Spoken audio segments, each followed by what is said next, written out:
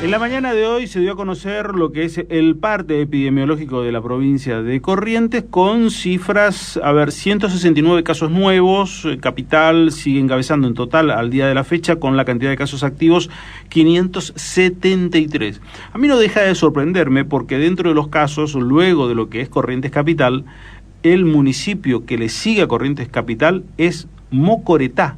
Tiene 35 casos Mocoretá, que está en el extremo sur de la provincia, sobre la costa del río Uruguay, ahí en el último lugar antes de cruzar hacia la provincia de Entre Ríos. El intendente es el intendente más joven de la provincia, Juan Pablo Fornaroli. Juan Pablo, ¿qué tal? Buen día, ¿cómo estás?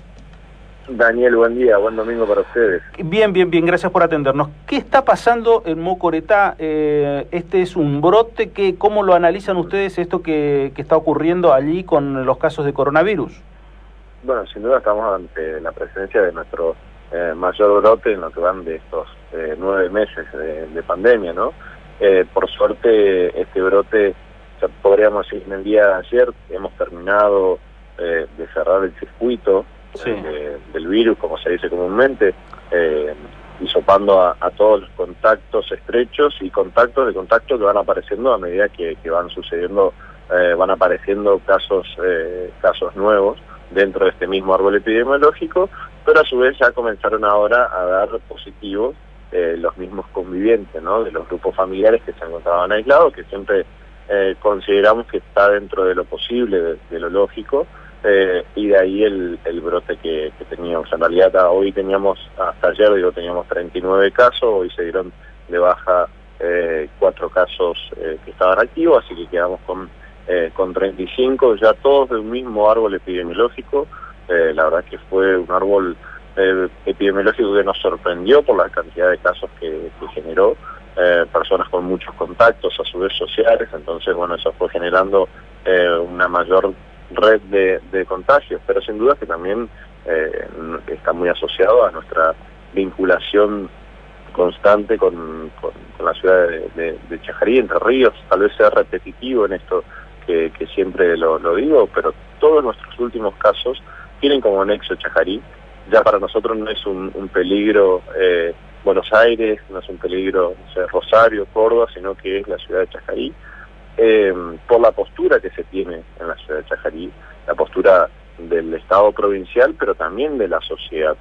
Realmente hay un desinterés de la sociedad para con la cuestión sanitaria, y a su vez la modalidad de trabajo en Entre Ríos, vuelvo a repetirlo, siempre es distinta. Se hizo mucho menos, no se hizo con los contactos. Hay muchas personas que están siendo positivas y que o van al privado o directamente no denuncian al sistema sanitario porque no tienen más que síntomas y consideran que ellos que no se perjudican ellos, pero posiblemente estén perjudicando a otros. Bueno, eso genera una situación que a nosotros nos complica mucho por nuestra vinculación, porque a su vez en Chajarí ya están abiertas todas las actividades, hay eventos nocturnos al aire libre los fines de semana, nuestros jóvenes se vinculan mucho, jóvenes y adultos se vinculan mucho con Chajarí, no solo desde lo comercial, laboral, sino también desde lo social, desde el ocio, el esparcimiento. Entonces sabemos que nosotros vamos a tener que convivir durante todo este tiempo con este tipo de situaciones. Obviamente, como toda sociedad hija del rigor, cuando tenés un pequeño brote así, parece que te asustan, que hay un alboroto y de golpe todos se acuerdan que hay que cuidarse, que hay que usar el barbijo, que no hay que ir tanto a Chajarí, pero la realidad es que pasan los días, se cierra el circuito del virus y la sociedad vuelve a funcionar bajo esta misma forma, ¿no? Claro. De vincularse mucho con Chajarí. Bueno, en función de eso nosotros tenemos que aprender a convivir y tratar de trabajar siempre sobre esa situación. Dijiste que este es el mayor brote de estos 9 meses. En el anterior me acuerdo que fueron hasta fase 1 ustedes. Así es. Bueno, eso también creo yo que es un proceso de aprendizaje de todos. No solo del Estado en sí, el Estado provincial, el Estado municipal, sino también de la sociedad.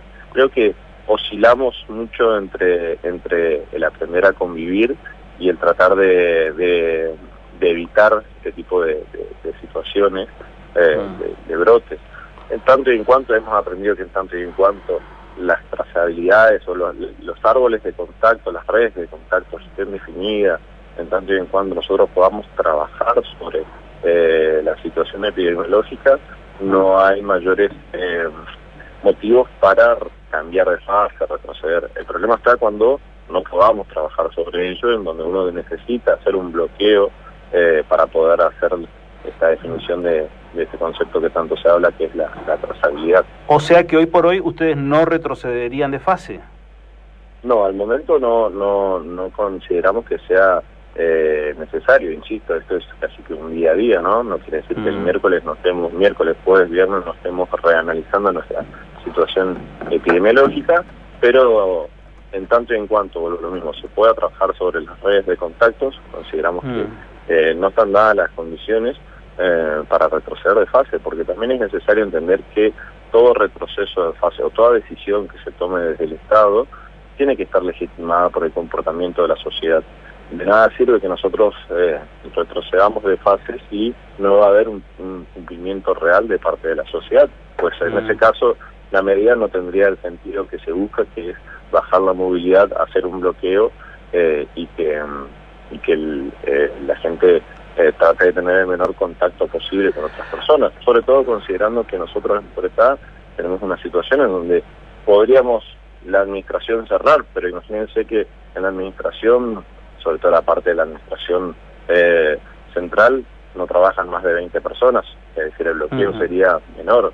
Nuestro núcleo mayor de movimiento está dentro de nuestro sistema productivo, que mueve miles de personas, que no fuese bloqueado ni siquiera en aquel momento de fase 1, entonces no tendría efectivo más que desde la comunicación y desde la concientización el poder retroceder de fase. Ahora, Juan Pablo, te hago otra consulta respecto, hablaste mucho de la situación de Chajarí. Bueno, ustedes tienen contacto fluido, constante con las autoridades comunales de allí de Chajarí. ¿Qué les dicen cuando ustedes les plantean, hey, fíjate esto? ¿Qué les dicen? Te pido disculpas, Daniel, no se escuchó. Te preguntaba, es que cuando hablas con las autoridades políticas de Chajarí, ¿qué es lo que ellos te dicen? ¿Qué es lo que te marcan? Ellos marcan que la sociedad chajariense, porque también hay que entender la sociedad de cada localidad, ¿no? Y Chajarí como Mocoretá comparten socioculturalmente muchas cuestiones, pero ellos te dicen que la sociedad de Chajarí no le ha dado importancia, y doy fe de esto, desde el momento 1, no le ha dado importancia a la situación sanitaria que se vive a nivel mundial. Ellos han tenido un montón de personas que han fallecido. En la actualidad ellos están con 200 casos activos. Chajarí, para ponerlo en medida, es una ciudad de 40.000 habitantes aproximadamente. En el acumulado están arriba de los 1.000 casos, pero nunca ha impactado realmente en la postura de la sociedad. Y por ende, obviamente, el Estado trató de actuar conforme a ello. Hay podríamos decir que predomina la necesidad de una mirada económica por sobre la sanitaria en la localidad de Chajarí. O sea, los gringos no, quieren seguir produciendo nada más. Podríamos decir así, hablando en criollo, como decimos nosotros, el gringo quiere trabajar nada más, y bueno, la cuestión sanitaria, si le toca, le toca. Esta podríamos decir que es la postura, la lógica. Sí, la lógica inconscientemente del pensamiento del ciudadano de esta zona. Juan Pablo, gracias, muy amable. Un abrazo grande y buen fin de semana para todos. Gracias igualmente. Juan Pablo Fornaro, el intendente de Mocoretá, la situación de Mocoretá.